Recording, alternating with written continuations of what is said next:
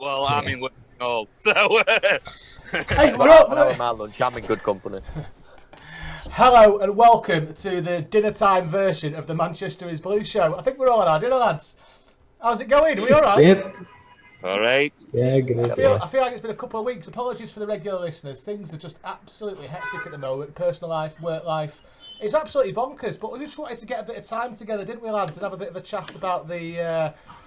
Oh, crikey, what a game. What 3 games on the bounce. They're absolutely killers, aren't they? It's typical City for it to fall into it. And it's also typical City for us to go and absolutely smash each and every one of them and show everybody exactly what we're capable of this season. Come on, City! Let's start with the Chelsea game tomorrow. Dan, how are you feeling for it, pal?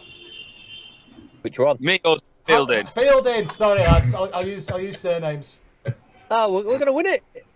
We're going to win it. We're going to go in and absolutely batter him. We're going to stick Nathan Ake on Big Romelu. We're going to tire him out, keep him quiet. Diaz is going to marshal the back line, tell Walker to kick the living daylights out of Ziyech or Mount or whatever his name is. And we're going to get Ferran Torres with a hat-trick. Jack Grealish kicking some little tosser at the back's leg. And we're going to ramp him. We're going to absolutely ramp him. It's about time we got some payback. 3 losses on the trot, all through different competitions.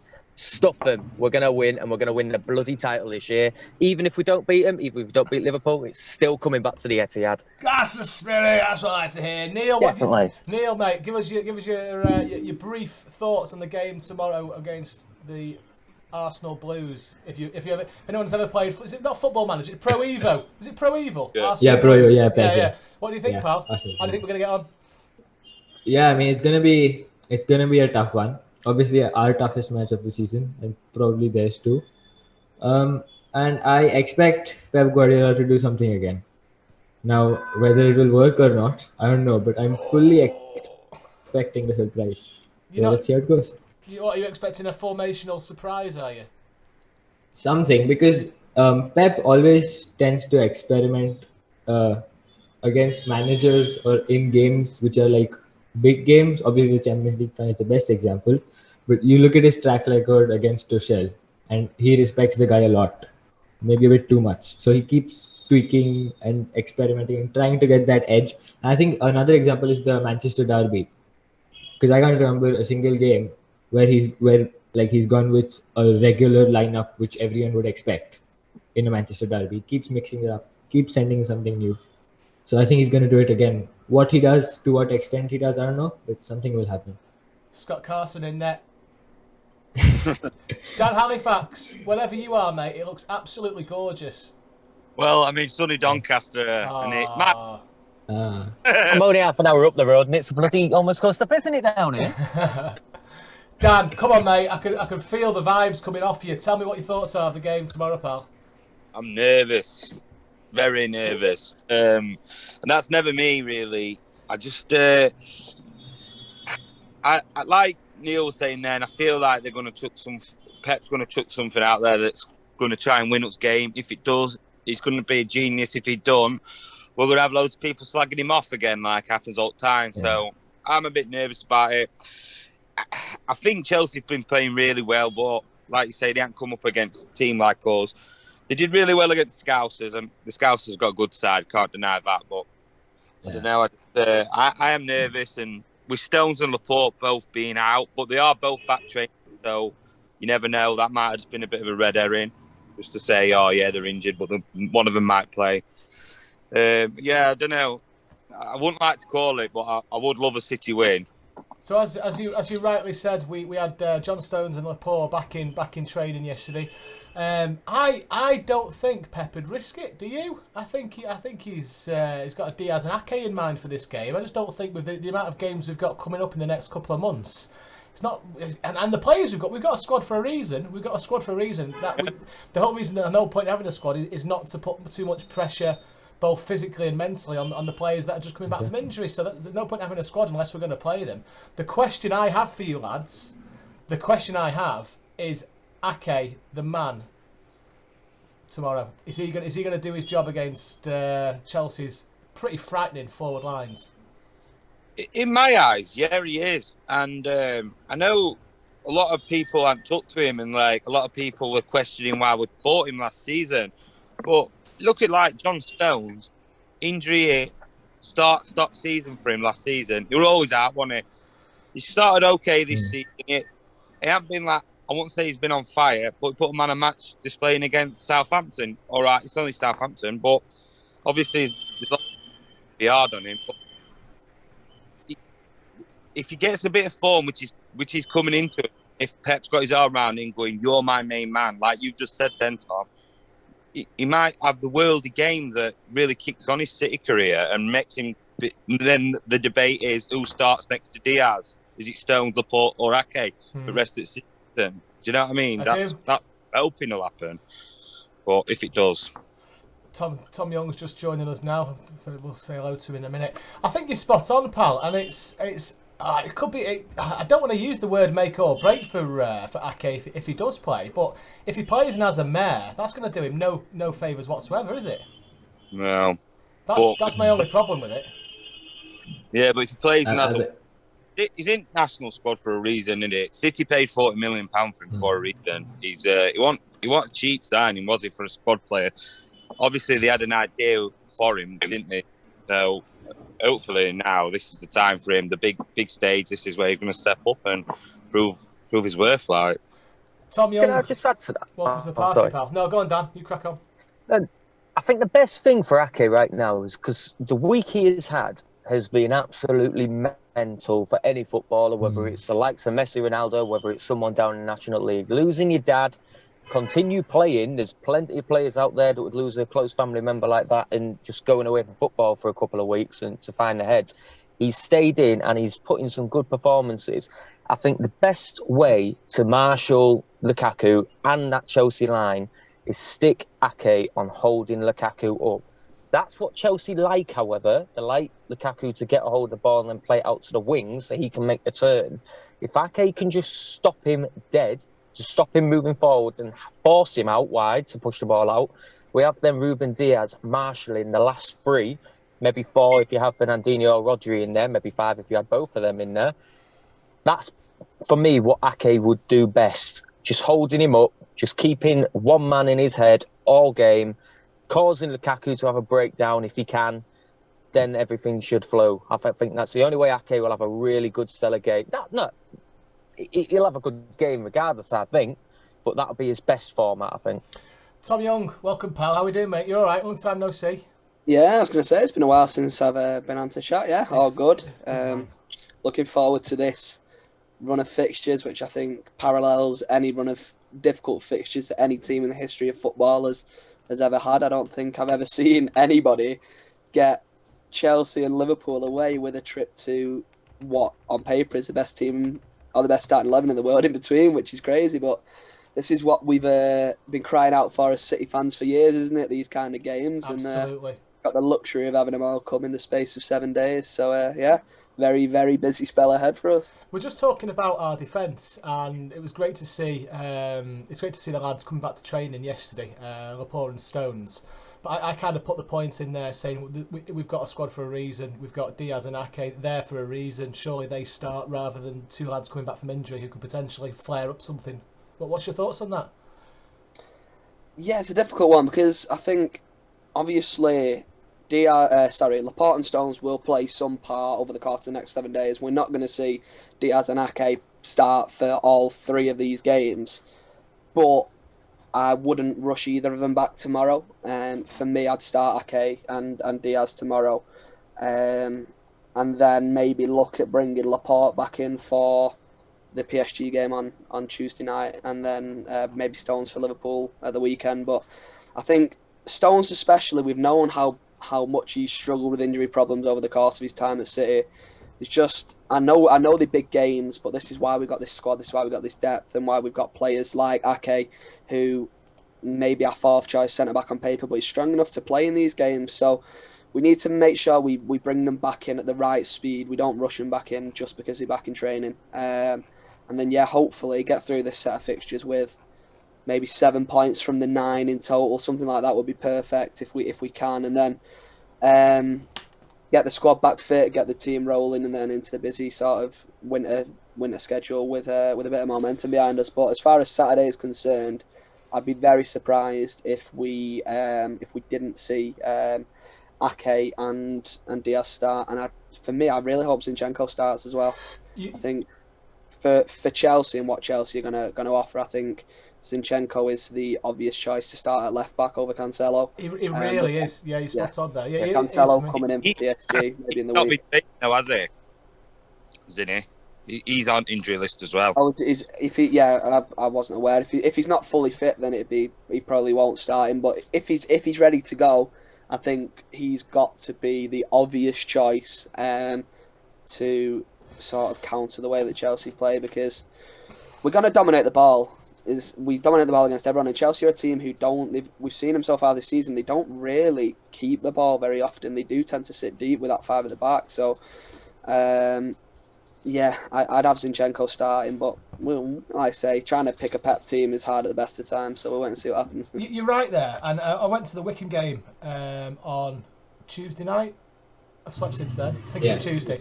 I was really, really, really impressed with Wilson Esbrand at left back. I really want to see more of him. I'm not saying I want to see him against Chelsea as his first proper game, but by any means, no disrespect to Wycombe. But I'd really like to see him on the bench this weekend. I'd like to see him on the bench very much. So Dan, you're more clued up on the academy than I am. What's his back? Do you know much about this lad? Because I thought he was fantastic in possession. Particularly just come back from quite a serious knee injury. Right. So I actually put in group to us the other day. They've got a young Spanish kid, Larios, and I actually thought he might have got a start over him due to this guy, due to his coming back from injury. But obviously he stepped up and he did the thing. But I was actually going to mention this to you just then when you was on about it. If Zinni is out and we're on about rotating as centre backs, can we expect Walker and Cancelo to play Chelsea, PSG, Liverpool in the space of a week? Or we're going to have to bring one of the young lads in to rest one of them? I mean, I love Walker and he's a brilliant player, but he's going to be knocking out. Is he 31, 32 now? Do you know what I mean? It's a really good shout. Yeah, that's a really good point. And this is potentially where we could take advantage of if the back fit, Laporte left back, Ake left back. Yeah, exactly. Listen, Neil, you mentioned the other day about Pep chucking in a random. The other minute ago about Pep chucking in a random formation change. This could be three at the back starting tomorrow for all we know, just to try and cement people and give people a rest for Tuesday night. Is it Tuesday we play PSV? The most important games for me are the league games in the next week. Chelsea and Liverpool are the most important games. Whatever happens against Paris, we can still go through one thing or another. So they're the games where I want to see our full strength side going for. Dan, let's not forget either that before Edison became a goalkeeper, he used to play left back. you don't count your chickens just yet. If he's not taking penalties, he's definitely not starting at left back. So what's everyone thinking then? Are we all in agreement that it's going to be Zinchenko, Ake, Stones, and Walker tomorrow then in defence? Zinchenko is not fit then. Zinchenko definitely not fit. Are we sure about that? I'm sure Gundogan's not fit either, and I'm sure that them two, because at the beginning of the week, Rodri was meant to be out, Laporte, Stones, Zinni, and Gundogan. And Gundogan and Zinchenko aren't trained this week, so I don't. But that's only in the picture training, so you don't know, do you? But that's what I've heard anyway. Interesting one. Moving on to our midfield. Pep's got to learn from his previous mistakes and play a defensive midfielder this time against Chelsea, hasn't he? I'm half expecting him to play two, to be honest. With Rodri back in contention. Rodri, who are you going for? Rodri or Fernandinho? I think Fernandinho has been a bit off this season, at least in the last couple of matches. So I think he's got to start Rodri. I think especially with... Yeah, go on. And who else are you thinking? So the midfield three, Neil. Who are you thinking? So there'll be Rodri, De Bruyne, and Bernardo Silva. 100%. Yeah, solid. Tom, what are you thinking, pal? Yeah, I'd agree. I think Bernardo has to play tomorrow. Although again, he had a he's kind of got somewhat of a point to prove. He got a lot of criticism for his performance in the Champions League final, didn't he, as well? I think the majority of He's the been team brilliant did. this No one season. really turned up on the day. But, yeah, if Rodri's fit, I agree with Neil. I think Fernandinho has not quite got going yet this season. Don't get me wrong, I think he'll still play a big part across the course of the season. He's still a very important player for the club. But again, we got to accept that he's getting on now, isn't he? Let's be realistic. He shouldn't still be playing at a Premier League winning club or starting for Premier League winning club at his age. Like it just shouldn't be happening. But he's just that sort of player who has got the mentality and the ability to continue to do it. But I think Rodri started the season very well before obviously he picked up a knock, and I think he looks like this is sort of his make or break year, I guess, maybe with City, because we know that we'll be going after a new holding midfielder to replace Fernandinho unless we promote from within. The likes of Declan Rice and people will become available in the summer, and I think Rodri knows that, or not become available, but will probably leave in the summer, and I think Rodri knows that if he wants to secure that sort of starting position for the foreseeable future, then he's going to have a big year this year, and so far he has done, and I think he will have a very good season for us this season. So for me, I'd agree with that midfield three of Rodri, De Bruyne, and Bernardo, if all three are fit and all three are ready to go. Neil, are you recording this on a roundabout? I just need to double check that the white screen behind you is not like got a palm tree in the middle of a roundabout somewhere. No. So forward three wise, I've written down. Tom, so Go. I don't think he play defensive midfielder.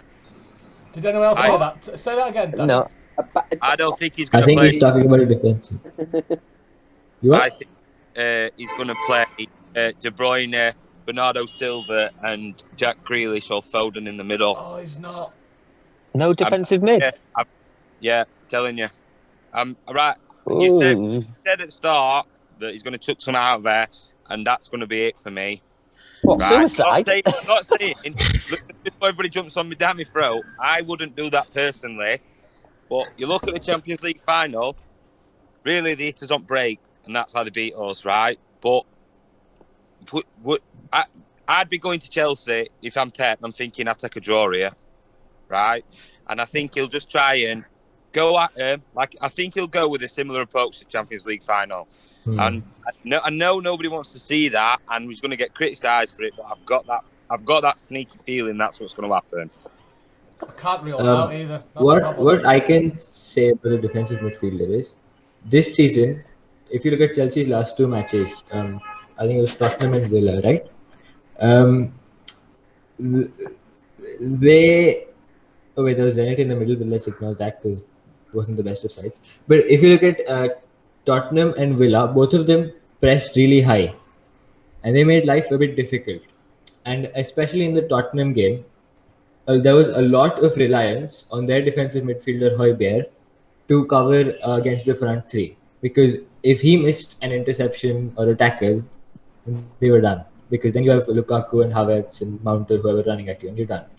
So if Pep wants to press high again, then he's going to need a solid defensive midfielder. And if he put Gundogan there in the Champions League final, because Gundogan had done a job at defensive midfielder in 18-19. But 1920 was it? Basically, he had played that position, and he was good. He was good at the time. He didn't have the best of Champions League finals, but as you said, nobody did. But he can play as a defensive midfielder. You look at De Bruyne, Bernardo, Grealish, Foden. None of them can play that. Yeah, so I don't think. I might be wrong, Neil, but I've just got that sneaky feeling. You heard it here first. Let's hope you're wrong. Right, moving on to our forward three, lads. What we thinking? I've put down straight away Torres and Jack. I think he'll play Sterling, although I would rather have Mahrez play. What does everyone feel? I really hope he doesn't play Sterling. Yeah, with all due respect, and we had this conversation, myself and Dan, and was it Cloud, when we were talking at the start of the season about, and I'd said it to you lads in the group yesterday, no one knows what Sterling's best position is at City at the minute. We don't seem to know. We saw it against Southampton. We started him down the middle, we moved him out to the right, we put him back down the middle, and he wasn't effective in any of those positions. And City Dave said it yesterday, when he plays for England at the minute, he's a 9 out of 10 every game, and for whatever reason at City, it's just not happening for him at the moment. But there seems to be, and if he started the Champions League final, didn't he, after not playing for a while, and he was a real shock that he started in that game, and for some reason it seems to be this thing where Sterling's got a right to play for City because he's Raheem Sterling, rather than playing for City because he is a form player or a player who's coming into the club or coming into the team because we need him in there. And for me, Ferran Torres has had a great start to the season. He shouldn't have been dropped out of that team for the Southampton game. And if we're looking at the options we've got for this weekend, Grealish on the left, Jesus on the right, and Torres down the middle seems to be the obvious. And something I will note with Jesus as well, which I noticed particularly in the Southampton game, he has taken his sort of off the ball game up a different level. He's grafting, he's getting back and getting involved with the nitty gritty and getting stuck in. I don't know if that's as part of moving from a central role to a wide role. He's been asked to get back a bit more than he did doing that 9 role, but he grafts. And against Chelsea, we need wingers who are going to get back and graft and get involved. And that's why I think Bernardo will start, because he's a grafter. And Sterling doesn't do that. Sterling doesn't offer an awful lot of getting back to cover the defence. And I think we can't afford, especially, like we say, if we've got maybe Cancelo and Walker playing 3 games in a week, we don't want them blowing out in one game because Cancelo's got to do 2 men's job down the left-hand side. We need Grealish and Jesus who are going to get back and cover and get Torres down the middle, because at the minute, Torres is the most natural finisher that we've got in that team. And if we want a chance to fall to someone in that centre-forward role, if you're giving me the option of Sterling or Torres, I'm taking Torres every day of the week. So I do still think Sterling has a role to play at City, and I do hope he refines his form, but I just think we need to get past this mindset that Raheem Sterling has to play because he's done well for City in the past. If he's not playing well at the minute, he shouldn't be starting big games. And Chelsea this is a massive. If we get beat by Chelsea tomorrow, we're in a bit of trouble. I know we're only early in the season, but we've already dropped unnecessary points, like at home to Southampton. We can't keep dropping these points. We need to at least leave with a point tomorrow, and I don't think we do that with Sterling on the pitch. I think you've raised a really good point there. I think Sterling's got everything until the final pass or the final play, and it's so frustrating to watch him. He's done fantastically for us, but this is Pep though, isn't it? Pep's notorious for, if someone's having an off game or a half period, he'll play him just to build back a bit of confidence, build him back a little bit. I'm fully expecting Sterling to play tomorrow when he's not the best. He's clearly not the best option to play, and I really hope he proves me wrong. Will I see him score a 1-on-1? Not a fucking chance. Not a chance. There you go. Put your money on it. That is happening now. Can I just say one more thing before I've got to shoot off? Yeah. What I'd like to see from the game, I completely agree with Tom. That is my front 3, hands down. I'd love to see a front 2 with Torres and Jesus. Jesus out on the right and Torres out on the left, with Grealish sitting in behind the 2. Because the only reason I've picked that is I want De Bruyne and Bernardo to be the workhorse in midfield. You've got De Bruyne shifting the passes out, side to side, forward, whatever. You've got Bernardo doing all the running. He's starting to get a bit of flair back in his game as well. That'll come in handy when you've got to chase down Kante and win the ball off him, cause Kante a little bit of a problem. The only reason I want to see Torres and Jesus be more of a central 2 is because Chelsea's fullbacks, especially because I like to play a back 5, Chelsea's fullbacks like to push up. I'd like to see that Chelsea back 3 under a lot of pressure from 2 very fast, very painful to tame centre-forward players in Torres and Jesus. I'd want to be able to force Chelsea to stay in a back 5, to stop them fullbacks coming out. Allow De Bruyne and Grealish to add their creativity. Grealish can flip a swap, pass either side. And then you've got 2 in Torres and Jesus causing absolute manic on that back line. Chelsea are going to be 6s and 7s if they do that for me. I think that is the key. I think if we keep the fullbacks back in a back 5, we'll keep Lukaku tamed by Ake, I think we'll come away with a win. But that's my last point. Nobody's going to disagree with me because I'm going to disappear before you go. I said no one's going to disagree with you. No, give us your score prediction. Let's go around the time. Who's gone? Dan Halifax. I thought it was you. He heard score prediction and he was like, I'm out. We're gonna shoot off briefly because I need to get some lunch before I go back to work. We'll start with score predictions. I'm going for 2-0 City. Dan Fielding. Wasn't this a post-dinner show? Wasn't this a dinner? Why do you need lunch? I'm going to go for a similar scoreline to that of 3 years ago. I'm going to go for an either 4 or 5-0 City win. Bloody hell! Batter them. Honest to God, I think we'll batter them. Dan Fielding's in the pub car park. Right, anyway, boys, before you finish off, I'm disappearing. So have a good one. Have a good one. See you in a bit. Core City! That's the spirit. Tom Young, how are we going to win? What's the score going to be? Mate, you know what? I really hope so, because I'm not good at hiding my disappointment when I watch City, and doing this thing tomorrow is not going to be enjoyable if we get beat. But I don't know. I want to say we'll win. I just don't think we will. And I'm usually very optimistic when it comes to City, but I just don't see it. I just think they've got a way of getting results. I don't know. I'm gonna go with a 1-1 draw, which I don't know if I'd be happy with or not. But I'm gonna go with a score draw. I think I'll end 1-1. Score draw. Neil, what are you going for, my friend? Yeah, I agree. I was going to go with a 1-1 as well. Another 1-1. Dan Halifax, you missed it, but Dan Fielding's given a 4 or 5-0 left for tomorrow. Oh, right. Well, you're not going to believe it, but my iPhone said it was too hot in the sun. Lovely day down in Doncaster. Doncaster on sea. I can almost see the seagulls. So, I'm going to stick my neck out. I'm going to say 2-0 to City. Yeah, I said 2-0, Dan. Come on, Blues. I was thinking and all, we were on about Aki earlier. Just another one. Bear in mind, ex-Chelsea player. Yeah, so, Crikey, I forgot about that. Yeah, that's right, yeah. Jeez, yeah. No, they had a buyback clause as well, right? When he was at Bournemouth, and they chose not to exercise it. Yeah, and then after that, he came to us. Do you know what? Yeah. Now I know that, I want him to play because he's going to be chomping. He'll be really keen for that game. The Brian loves it against Chelsea, doesn't he? Yeah, Brian absolutely loves playing Chelsea. I remember, do you know, the first time we played Chelsea when we signed De Bruyne, he hit the bar from about a yard out of the Etihad. He slid in, he had an open goal, and he towed it onto the crossbar. I remember the Chelsea fans on social media giving him jip for ages. And then he went to Stamford Bridge and banged one past Courtois and 25 yards, and we beat him. And that was his left foot too, right? Yeah. That was in the Centurion season, wasn't it? Yeah, I think, you know what? I've changed my mind. De Bruyne masterclass tomorrow, 3-1. Oh, that's the spirit. I'll turn myself into it.